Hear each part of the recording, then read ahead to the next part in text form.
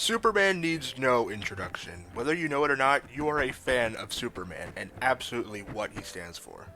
A symbol of justice and hope is arguably the tagline for any superhero ever, but most prominently for the Man of Steel, the Blue Boy Scout, the Man of Tomorrow, and whatever nickname you could think of. Over the course of time, there have been a handful of Superman iterations on the big screen, and we are on the precipice of another debut.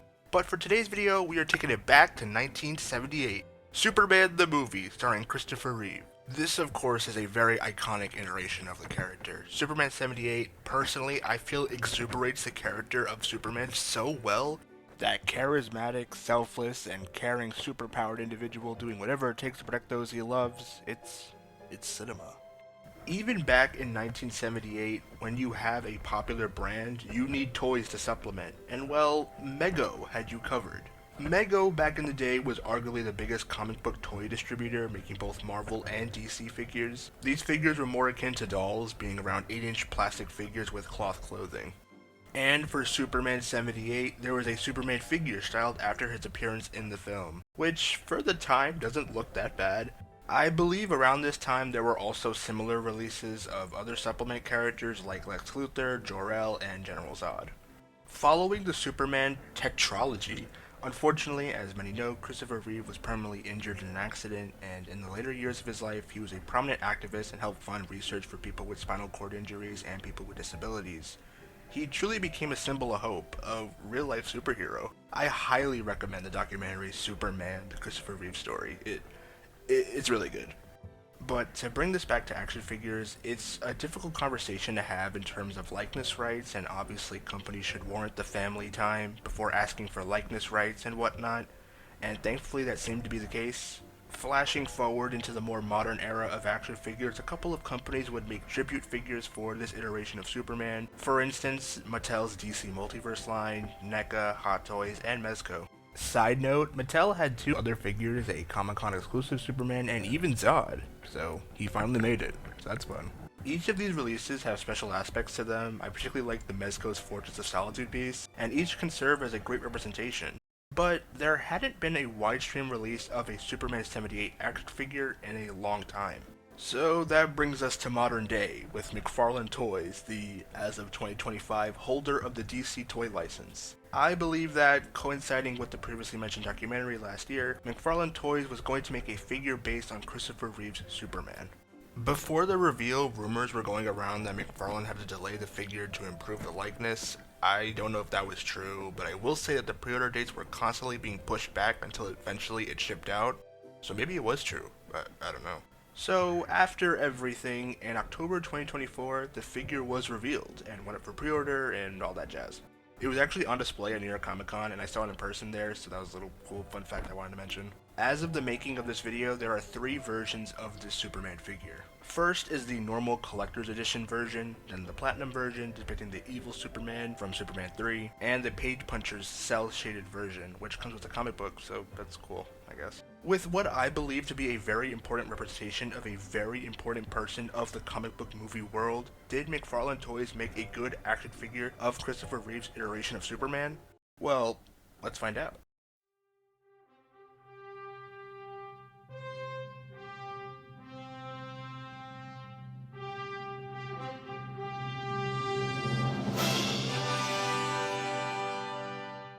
Here is the Man of Steel, Christopher Reeve Superman from Superman the movie from 1978.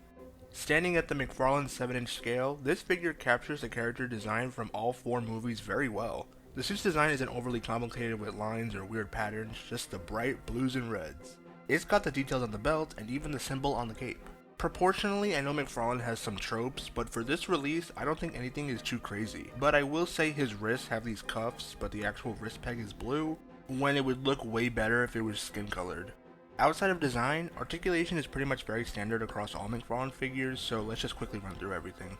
Starting at the legs, hip joints are underneath the soft plastic trunks, double jointed knees, ankle movement, and toe hinges. The torso moves on a double ball jointed system, one at the bottom of the waist and the second for the upper diaphragm cut. Arms have these butterfly joints, bicep swivel, double jointed elbows, and wrist movement. Then we have the head on a ball joint, which only goes as far back as the hair allows it. Nothing particularly outstanding, but I think it's a fair range for Superman. But I will say I don't like the leg movement. I really wish he would ditch this hip system and add a thigh cut. It's just awkward. Outside of the body mold, which I think is all new for this figure, he comes with a super cool wired cape, which is honestly something every caped figure should have. It adds a lot of dynamic opportunity, and when done nicely, looks great, which it does here. Now let's move on to the likeness, which, to give credit, looks great. There's absolutely a likeness there to Christopher Reeve, and to me is a standout of this release. This sculpt is among the best that McFarlane has done, which I don't know if the bar was very high, but regardless, this is cool. As an action figure, this fits the bill, and despite the unoriginal articulation scheme, I still like this figure. But that's not all. This is a quote-unquote McFarlane Collector's Edition release, which means we get accessories. More than usual. Starting with the additional head, we get a angry face sculpt, which is the Platinum version's evil Superman face. This expression is fine, a grumpy Superman, but it also has a completely different hairstyle. This is a casualty of reuse, unfortunately. A cool detail on his additional head is that there are actually white streaks in his hair, which is accurate to the design in the movie. I understand that they had to sculpt this face for the Platinum, but I would have much rather preferred a smiling face, as an angry Superman is pretty scary. But some people want that, so yeah, sure, whatever. Hell, the Platinum version has heat vision. That is infinitely cooler than just an angry expression. Moving on to the assortment of additional hands, let's go through them. 2 fists for the symbol of hope stands, a set of karate chopping hands, a set of relaxed or gripping hands, I guess if you want to turn on the bat bike or something, 1 pointing hand, which is always fun, a more stylized flight or waving hand, another gripping hand for some reason, and a hand holding the central control crystal for the Fortress of Solitude. It isn't kryptonite, in case anybody thought so. I know I definitely didn't. That would be stupid and pretty dangerous for Superman. It's quite the assortment, but I mean, for a collector's edition, it better live up to that title. Included are the Superman essentials and a bit extra, so fair play. And as per every McFarlane figure, you get a trading card, and on the back is Superman's story, and a very strangely cropped image of Christopher Reeve. And as per some McFarlane figures, you have a flight stand, so that's cool, but I still don't like these things, they suck. Looking at this offering as a whole, I think it's a solid release. I have Superman bias, but I think regardless of that, it's still a nice figure. I was mostly surprised by the likeness, definitely one of Todd's best. The hand assortment is fair, a nice range, though I am confused by the gripping hands. The additional head is also kinda lame, it's reused from the Platinum, it just doesn't make sense for the standard release. Also, the flying hands look bloated, but they look swollen, it's kinda weird. But I still think this is a solid release. Some would even say super.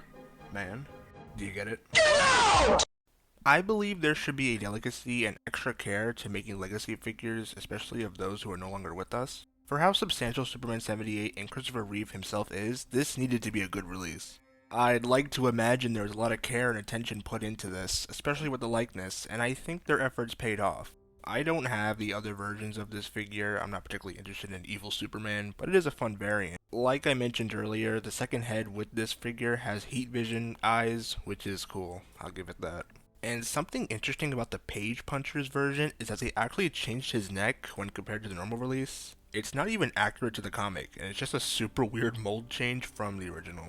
On the topic of other releases, I'm sure you can kit bash it or something, but a Clark Kent figure would be cool. Though, if this is a one and done, I'd understand. Christopher Reeve's iteration of Superman holds a very special place in my heart, as in my opinion, it's such a great representation of the character, and this figure helps capture some of that in plastic form. Since this era of live-action Superman films, there have been other iterations and actors taking on the role, all with their own pros and cons to the character. But as of the making of this video, a new era of DC is upon us, and it's a big return to the movies with James Gunn's Superman. From everything I've seen about this film, it's looking to be a return to formula, a bright, cheery, and hopeful Superman. It reminds me of Superman the movie in that regard, and man, I cannot wait.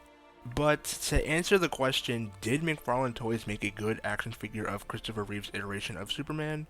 I would say yes, and honestly, I'd say this is probably my favorite McFarlane figure, surely by what it represents to me. It's unlikely as companies don't tend to make legacy figures, but if a Mafex or even Figuarts make a Superman, I think it would blow minds. While McFarlane's time with the DC license has been rocky, I think within the crowd of disproportionate Batmans, there are a few gems. With Mattel cooking up their new line of figures, it'll probably be a long time if we get another Christopher Reeve Superman figure. We've had a handful over the years, but for me, this release from McFarlane is pretty great. Sure, it's not perfect, but for what it is and what it set out to be, it's a great representation of this cinematic icon. An action figure of the one that'll make you believe a man can fly. Christopher Reeve's Superman.